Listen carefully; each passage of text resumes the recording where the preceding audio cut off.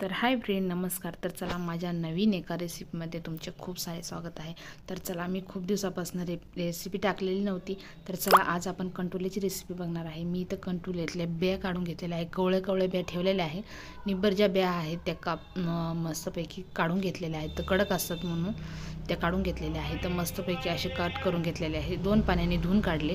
आणि हे बघा, याचा राडा निघलेला किती निघलेला आहे तुम्ही बघू शकता. कारण हे मातीतही असते. आणि तो मसाला होता ना आपला साधा सिंपल मसाला, खोबरं, धने आणि लसण वगैरे, तर ते मी आणि शेंगदाणे होते, तर मी ते फ्राय करून घेतले. फ्राय केल्याच्यानंतर ते मिक्सरला लावून घेतले. आणि ते कच्चट नव्हते काढले, मी थोडेसे भाजून घेतले होते तेल टाकून, थोडे लालसर. आणि नंतर मग त्याचं मिश्रण बनवून घेतलं. तर तुम्ही बघू शकता, तर याच्यात टाकलेलं आहे मी पूर्णपैकी मसाले.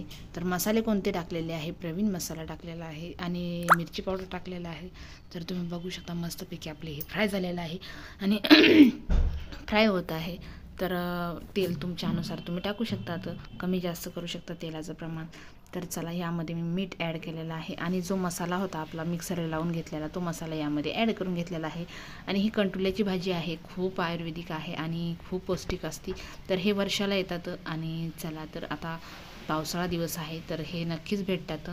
पहिले कसे कुठेही उगायचे, हे आता उगत नाही. तर स्पेशली याचे झाडं लावलेले असतात आणि हे थोडंसं महाग असते.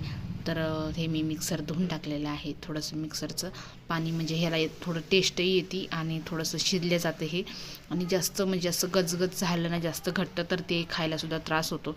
म्हणजे असं ह्या हिशोबामध्ये मी बनवणार आहे. तर बघा, आता हे थोडंसंच पाणी टाकलेलं आहे मी, त्याला पाणी जास्त लागत नाही म्हणून. आणि ही कस्तुरी मेथी आहे, कस्तुरी मेथी टाकल्यामुळे इतकी छान टेस्ट येते ना, खूप छान टेस्ट येते. तर बघा तुम्ही, हे मी टिफिनसाठी केलेलं आहे.